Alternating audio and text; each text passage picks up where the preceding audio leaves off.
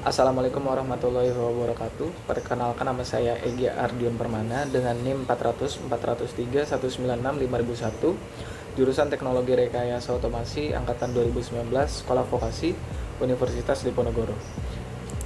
Di sini saya akan menjabarkan mengenai tugas besar saya, tugas besar mata kuliah SCADA yang berjudul Plan Proses Pencampuran Cairan berbasis Sistem SCADA dengan menggunakan PIC HMI Modbus TCP/IP. Sebelum masuk penjabaran, saya akan menjelaskan mengenai proses awal pembuatan simulasi program. Yang pertama ada mulai, kemudian kita membuat rancangan konsep awalnya. Setelah itu kita akan membuat mekanik alat. Apabila cocok, kita lanjut ke perancangan rangkaian elektronik.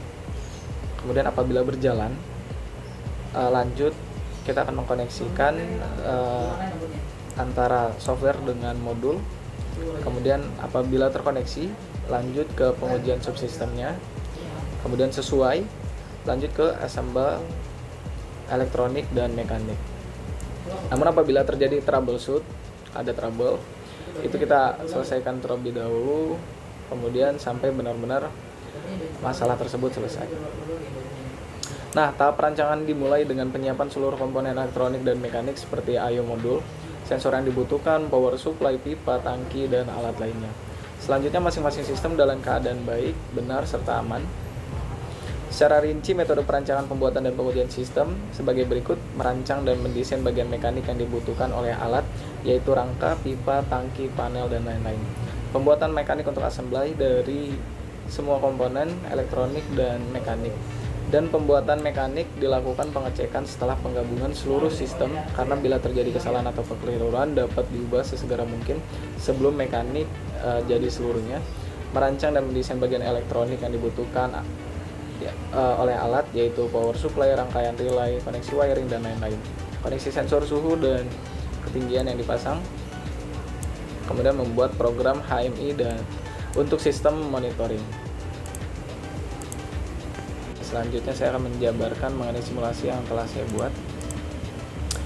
Oke, pada alat yang saya gunakan di sini terdapat 3 tank.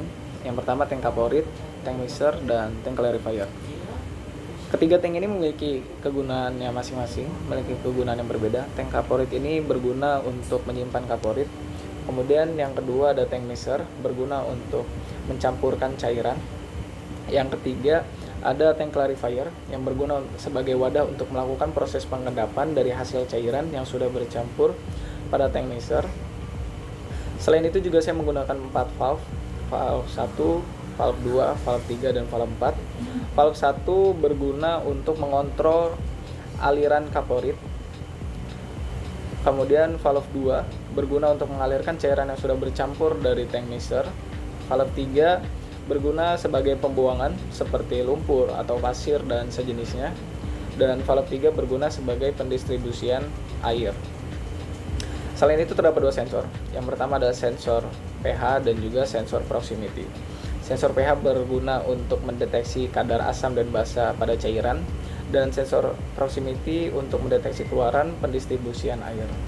Oke, sekarang saya akan menjabarkan mengenai cara kerja dari simulasi yang sudah saya buat ini. Pertama kita akan menghubungkan dengan Modbus TCP. Ini sebagai PIC HMI, Human Machine Interface-nya. Setelah muncul ini kita akan buka Windows, lalu register data, kemudian akan muncul tab data monitor. Ini sebagai Human Machine Interface-nya. Setelah ini muncul, kita akan mengklik Start di sini untuk menjalankan simulasi. Setelah itu kita akan membuka valve 1 untuk mendistribusikan kaporit dari tank kaporit menuju tank mixer.